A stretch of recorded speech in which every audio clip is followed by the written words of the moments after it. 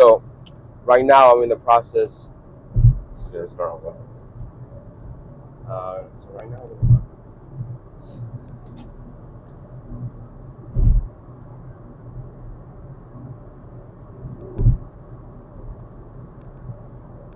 So right now I'm in the process of foreclosing on a buyer that I sold her house to on seller finance about last year.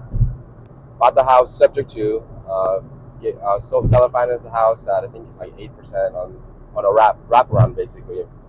And she's been missing the last 2 months, two mortgage payments, and I'm in the process of foreclosing. And something that I learned about foreclosing in a house is oh shoot,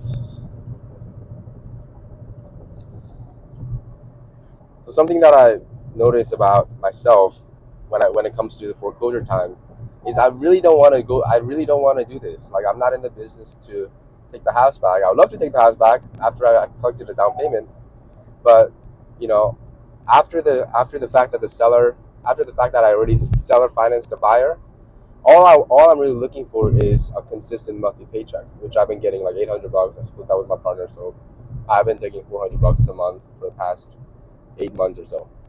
And oh my god, this is 8 months or so. And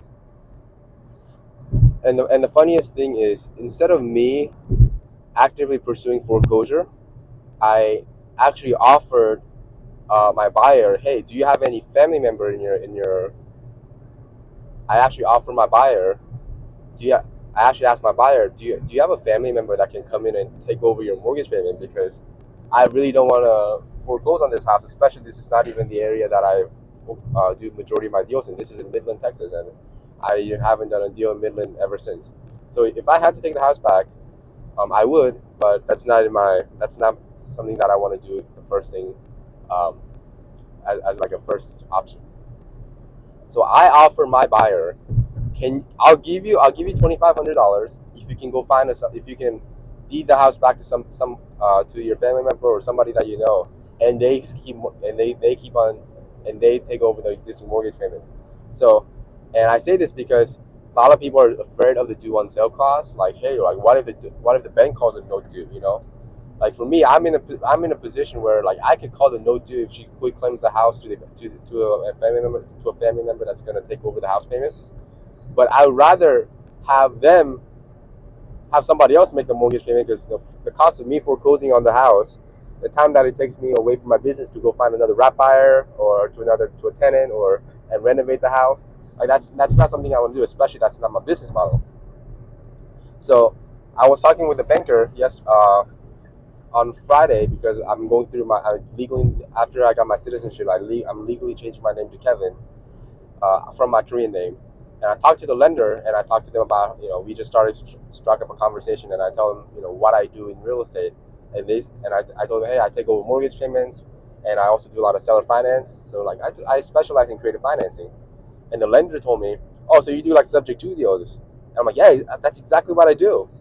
And I talked to him about how he talked to me about how he's done subject to back in like 2008, 2009, and and then while he was working at the bank. And I asked him the exact same question. Hey, like, I know what, like, let's just say if I buy a house subject to from Bank of America, which is the bank that I was at, would you prefer to call the note due? Would you prefer to get the money back? And the answer that the lender gave me was, no, we do not want the money back, because that's not in my business model. We don't want to take the house back. That would be the last thing I want to do. So, and then it's so applicable to me right now, because I don't want the house back. I just want my monthly paycheck. So, um, I think it's after 2 years of being in the Subto, and after doing my first Subto about a year ago, I'm now starting to realize the mindset of the lender.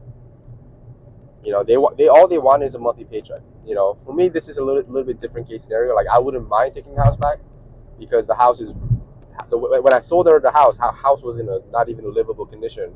But now the house is in tip top condition. My buyer put around 40 to 50 grand worth of work. There's an ADU in the back, and a brand new kitchen, brand new garage. Oh no, the garage was converted into a fourth bedroom, so it's actually a desirable house. And my payment on it is only 80 something, and if I rented that house, I could rent for 2,200. So that's a deal that I would actively pursue on. But even then, I don't want the house back. So take that from a lender, take that from my small lending perspective, and take that from a institutional bank like Bank of America, Wells Fargo, Chase, that we're not in the business to take the house back. So I just wanted to put that out there just because it's so coincidental. On Friday, I talked with a lender that knows what Subject to is, and now I'm in the active foreclosure process for my buyer. So that's what I wanted to talk about today in the video. But thank you, everybody.